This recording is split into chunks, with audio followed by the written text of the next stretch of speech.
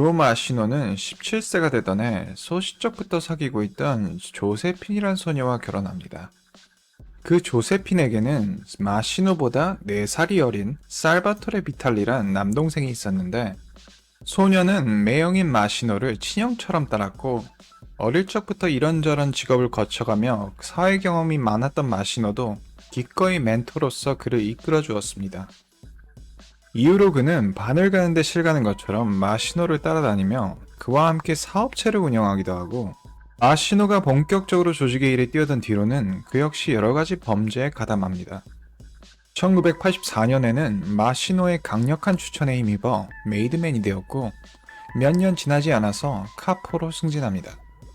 수감 중인 러스티의 눈과 귀가 되어 활약하던 마시노가 감옥으로 가자, 이번에는 비탈리가 마시노의 눈과 귀가 되죠. 당시 러스티의 공백을 메우고 있던 액팅 보스는 안소니 스페로였으나, 그들 사이에는 마시노가 있었고, 또 마시로와 스페로 사이에는 교도소에 면회를 가서 마시노의 전원을 담아오던 비탈리가 존재했던 거죠. 이렇게 보스나 다름없는 실세 노릇을 하던 비탈리는 남모르기 야심을 키워나갑니다. 그는 점점 자기 몫을 챙기려 들고 월권 행위를 반복해 조직원들의 원망을 사기 시작하죠. 1992년 11월, 마시노는 10년의 형기 중 6년을 마치고서 거리로 돌아옵니다. 거듭된 충격으로 인해 많은 수입원들이 떨어져 나갔고, 그의 손에 남은 건 형편없이 쪼그라든 조직뿐이었죠. 수십 년간 보나노의 하부 조직 노릇을 했던 몬트리올 패밀리가 성장하자 그에 대한 지배력도 상실했습니다.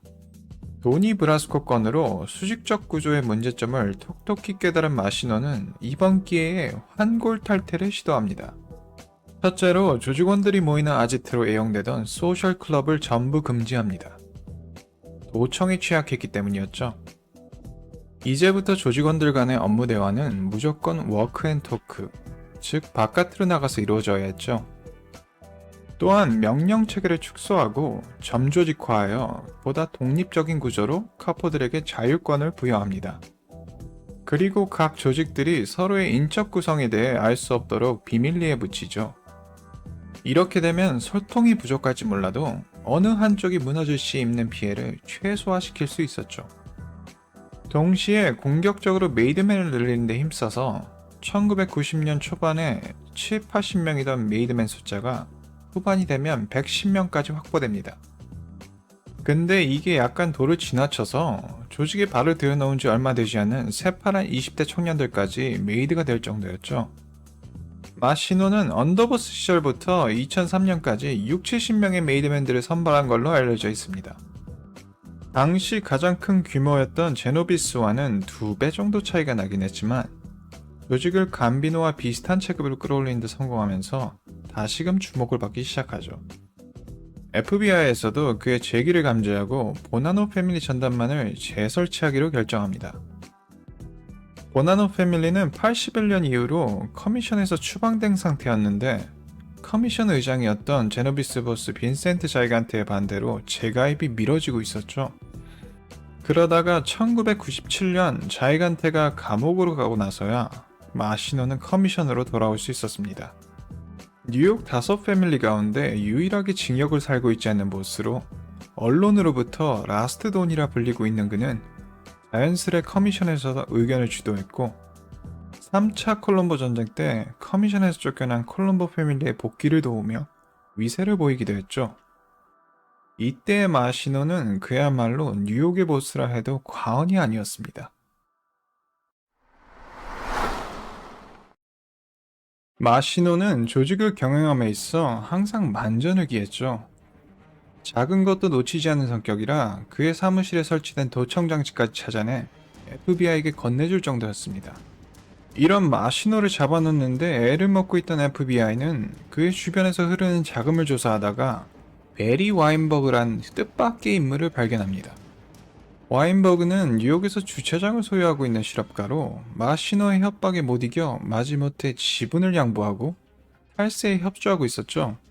때문에 그에게서 협조를 얻어내는 건 생각보다 수월했고, FBI는 와인버그와 마시노의 대화를 도청하여 쓸만한 증거들을 얻어냅니다. 그들이 가장 먼저 노린 타겟은 마시노가 아니라 마시노의 최측근 중 하나였던 프랭크 코파였습니다. 코파는 2001년 주가 조작으로 6년형을 맞고 감옥에 들어와 있는 상황이었는데 몇 개월의 수감 생활로도 건강이 악화된 그는 와인버그 협박건으로 자칫 징역이 늘어날까 두려워하고 있었죠.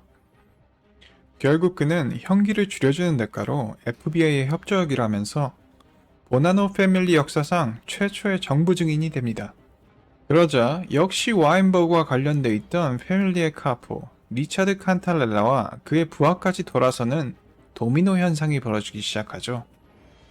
동일한 시기 조직의 언더보스인 비탈리도 여러가지 혐의로 재판을 받고 있었습니다. 고리대금, 돈 세탁, 도박 등 리코법에 의하면 최소 20년은 나올 만한 혐의들이었죠. 그런데 어떤 연유에서인지 검찰에서는 고작 4만 달러의 벌금과 20일에서 41개월만을 구형했습니다. 이런 솜방망이 같은 처벌은 가뜩이나 측근들의 입안으로 신경이 날카로워진 마시노의 의심을 사게 되죠. 비탈리의 언더보스라는 지위가 보스 다음 가은 자리긴 했지만 패밀리가 점조직화된 이후로는 사실상 유명무실해진 권력이 되었거든요.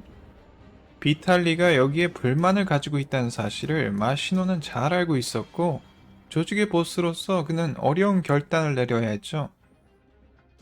이 소식을 전해 들은 비탈리는 체념하게 됩니다. 필요하다면 언제라도 자신을 내칠 냉혈한이라는 건 어린 시절부터 따라온 그가 누구보다 잘 알고 있었죠. 비탈리마저 정부 측으로 돌아서자 2003년 1월 드디어 마시노를 비롯한 51명의 보나노 조직원들이 체포됩니다. 거기다 코파와 함께 마시노의 최측근이었던 프랭크 리노도 비탈리의 변심을 듣고 FBI에 협조하게 되죠. 그들의 증언을 바탕으로 지난 소니 블랙, 세카포, 토니 미라 살인사건들이 다시 마시노를 올가매기 시작했죠. 이건 무기징역은 말할 것도 없었고 자칫하면 마피아 보스로서 드물게 사형대에 오르게 될 수도 있었죠. 마시노로서는 정말 뭐가 어디서부터 꼬이기 시작한 건지 알 수 없을 노릇이었죠. 일이 황망한 와중에 같은 시설에서 재판을 기다리고 있던 제노비스의 차기 보스 리보리오 벨로모가 다가와 놀라운 얘기를 꺼냅니다. 11년 전 마시노가 보스 대관식을 앞두고 감옥에서 금이 환영을 준비하고 있던 시점, 처남이자 권력 대행이었던 비탈리는 감비노의 보스 존 고티와 비밀스러운 회동을 가집니다. 내용은 다름 아닌 마시노에 대한 암살 계획이었죠. 매형이 돌아오게 되면 자신은 다시 뒷자리로 돌아가야 한다는 현실에 만족할 수 없었던 비탈리와 마시노와는 오랜 친구였지만 그가 감비노의 보스인 자신의 허락도 구하지 않고 보스 자리에 스스로 오른 것에 대해 모욕감을 느낀 고티. 두 사람의 필요에 따라 마시노를 제거하고 비탈리를 보스로 세우기로 합의를 본 거죠. 하지만 이 계획은 고티가 체포됨에 따라 실행되지는 못했습니다. 허나 벨로모가 알고 있다는 건 이미 이 계획이 커미션에 공지되었다는 반증이죠. 마시노가 어떤 반응을 보였다는 이야기는 없습니다만 얼마 후 그는 마피아 보스 최초로 정부 증인이 됩니다.